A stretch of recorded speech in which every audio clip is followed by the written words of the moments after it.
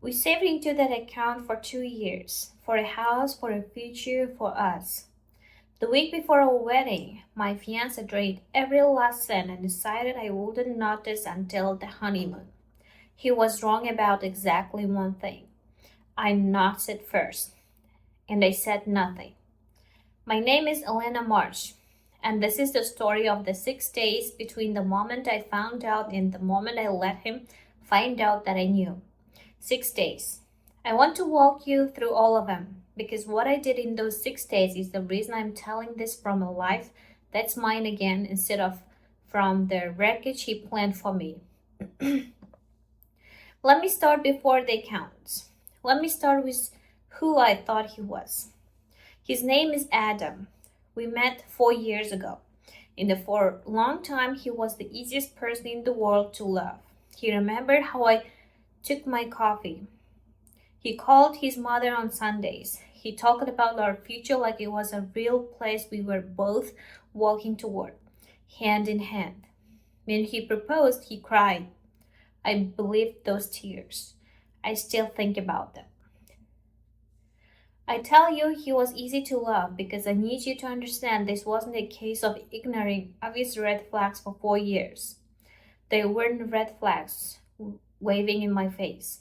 There was a good man, or a very good performance of one, and I genuinely could not tell you today which it was. That's the part that still unsettles me. People imagine betrayal comes from an obvious villain, someone you should have known better than to trust. Sometimes it comes from the person who remembers your coffee order and cries at his own proposal. Sometimes the warmth is real and the theft is real, and both live in the same person. And you just have to accept that a human being is capable of holding both. I have made my peace with not fully understanding him. I stopped needing to. About 2 years into us, we opened a joint savings account. It was my idea, honestly.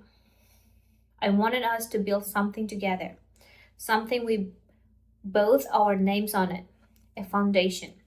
We called it the house fund, even though it was really the everything fund, the wedding, the down payment, the someday. We each put in what we could every month. I put in more because I earned more, but I never once counted it that way. It was ours. That was the whole point. It was ours. Before I go any further, I want to ask you something. If you have ever ignored a small feeling in your gut about someone you love, that quite little signal you talked yourself out of, type the word signal in the comments below. Just that one word. I want to see how many of us learned the hard way that the gut knows first. And if this story is pulling at something in you already, the like button helps it to find the next person who needs it tonight. Here's the thing about that quiet signal. Mine started about 3 months before the wedding. It was small. Adam started guarding his phone in a way he hadn't before. He got twitchy about money in a way that didn't match our actual situation. We were fine. We had the fund. The wedding was mostly paid for. He started making comments about how weddings are a scam, and we should have just eloped, which was strange because the big wedding had been his idea. He had wanted the show, his family, his friends, the whole production. I told myself it was cold feet. Everybody says men get weird before the wedding. I told the signal to be quiet.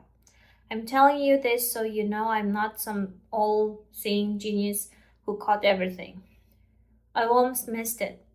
I wanted to miss it because seeing it meant my whole life was about to change shape.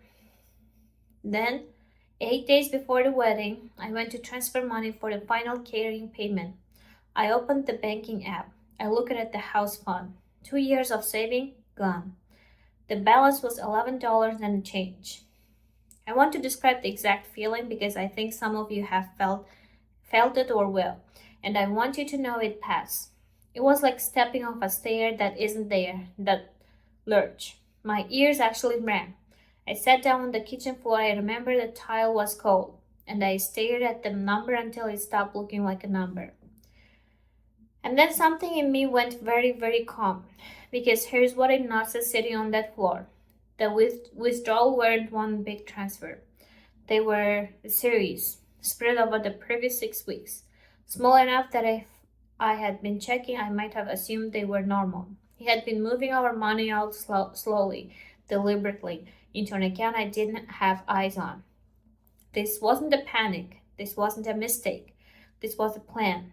He had been planning to rob me while planning our wedding, smiling at me over dinner with a secret spreadsheet in his head. My first instinct was to call him screaming, to confront him that second. And I want to tell the part of you that will do the same thing. I understand.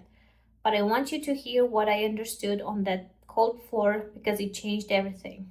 If I confronted him right then, he held all the cards. The money was already gone, moved somewhere I couldn't see. If I screamed, he'd have 6 days to lawyer up, to hide it deeper, to spin a story, to cast me as the hysterical bride. He would control the narrative, and I had spent 2 years letting Adam control narratives, not this one. So I did the hardest thing I ever done. I put the phone down, I washed my face, and when he came home that night, I kissed him hello and asked how his day was. I let him think it worked. Let me tell you what I did with those 6 days, because I did not spend them crying. I spent them working. Day 1. After he left for work, I documented everything. Screenshots of every withdrawal dated. I pulled 6 months of statements from both the joint account, and this is the part that mattered. The shared records I could still access, because when he had opened the joint account, we had linked some things, and Adam was not nearly as careful as he thought he was. People who still usually aren't. They are counting on you not looking. I found where the money went. He had opened a separate account in his name only, about 2 months earlier, and the transfers into it lined up exactly with the withdrawals out of ours. There was no ambiguity. There was no innocent explanation. There was a trail, and it had his name on every step of it.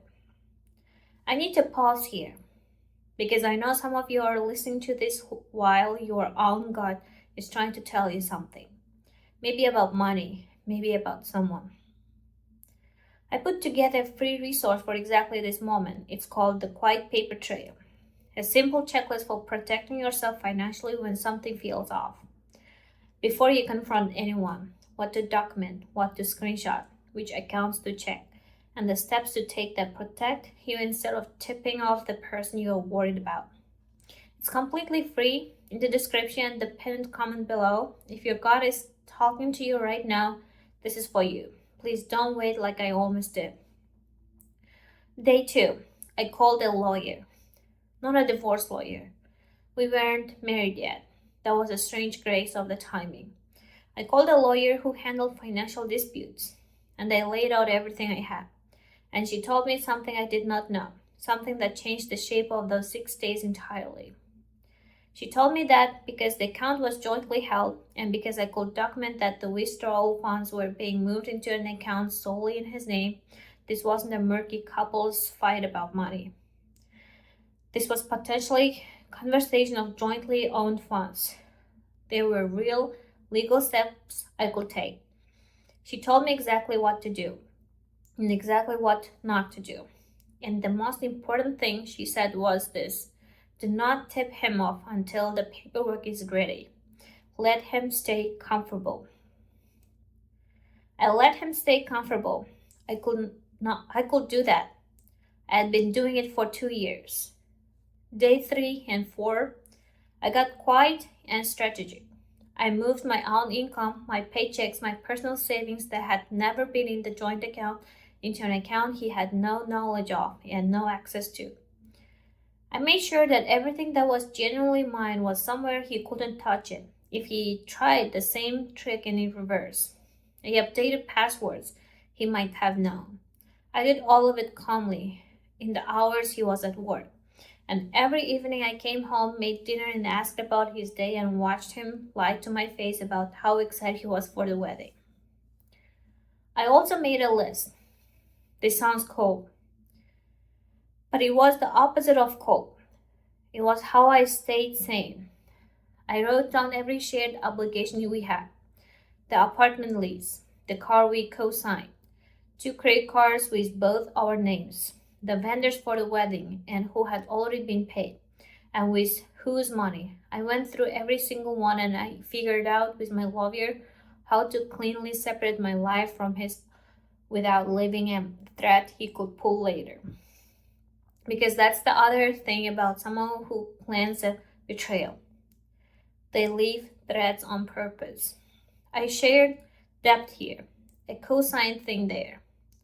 Ways to reach back into your life after you think you're free. I found every thread, and one by one I cut them quietly while he talked about seafood on the coast. He would talk about our honeymoon. We were supposed to go to the coast.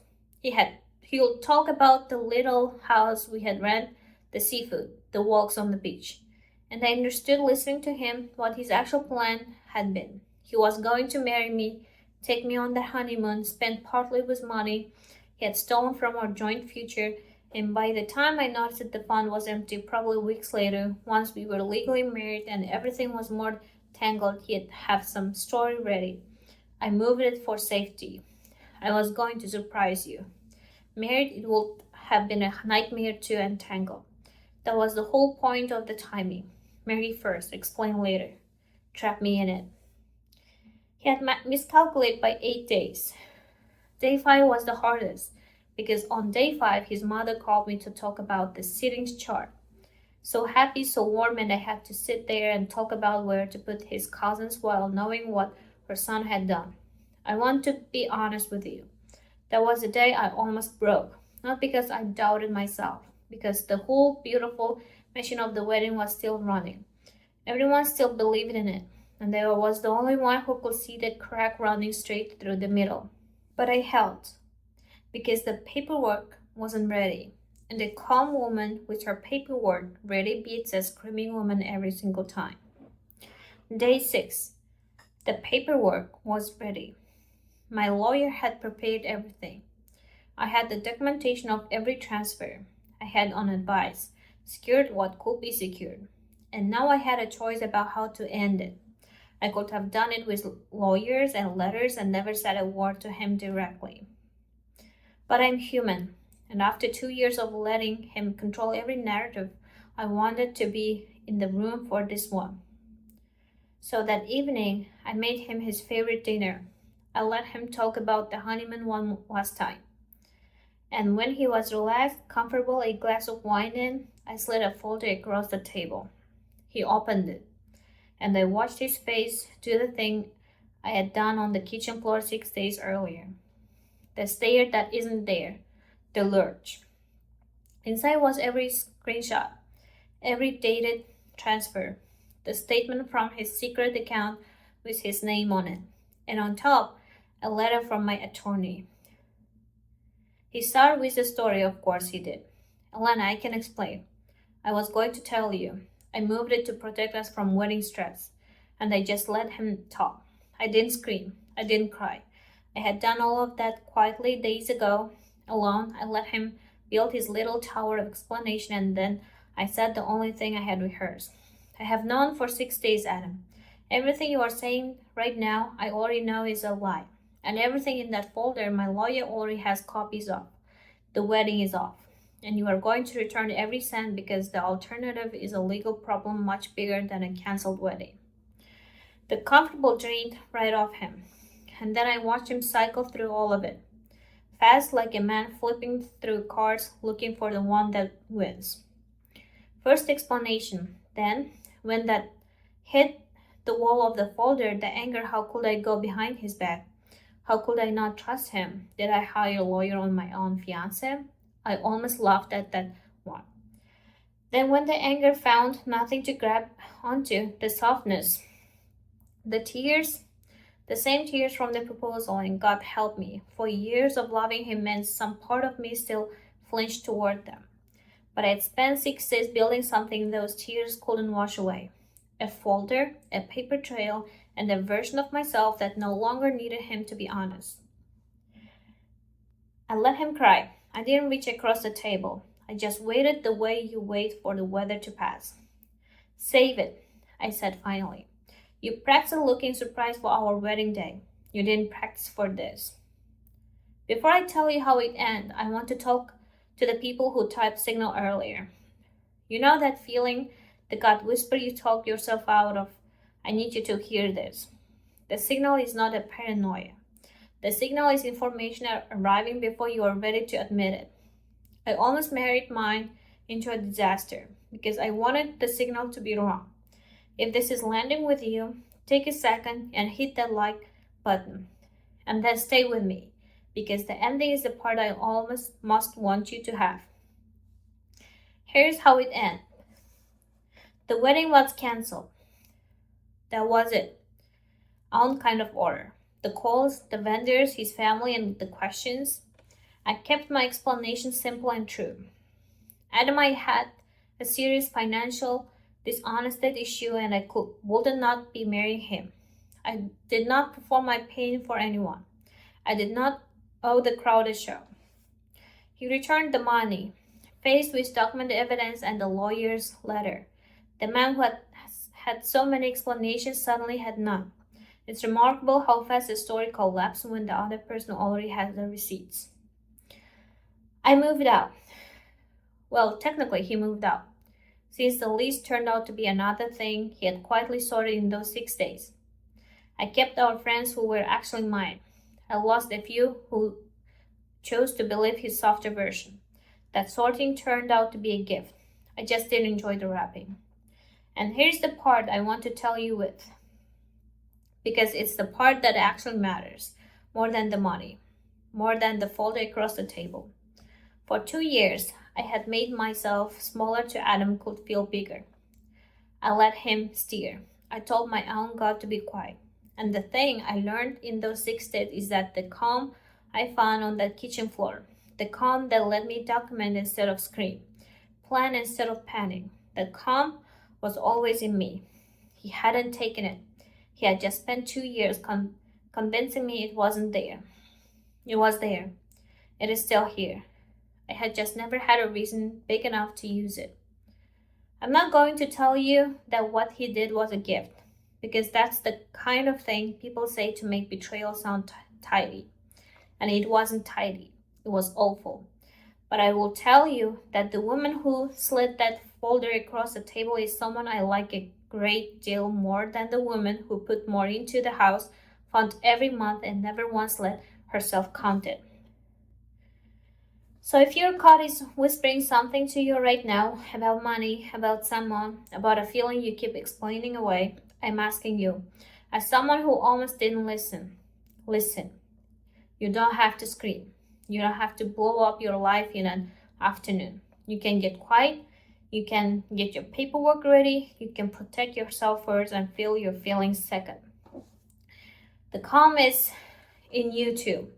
You just might not have had a reason big enough to find it yet. I hope you never do, but if you do, you'll be ready, and you'll be amazed at what you are capable of when you stop letting someone convince you that you are not. If this story stayed with you, there's another one you should hear. It's about a man whose father called him the family failure at every holiday, right up until the day a lawyer read his name aloud and the whole room went silent. You can watch that one right here. I will see you there.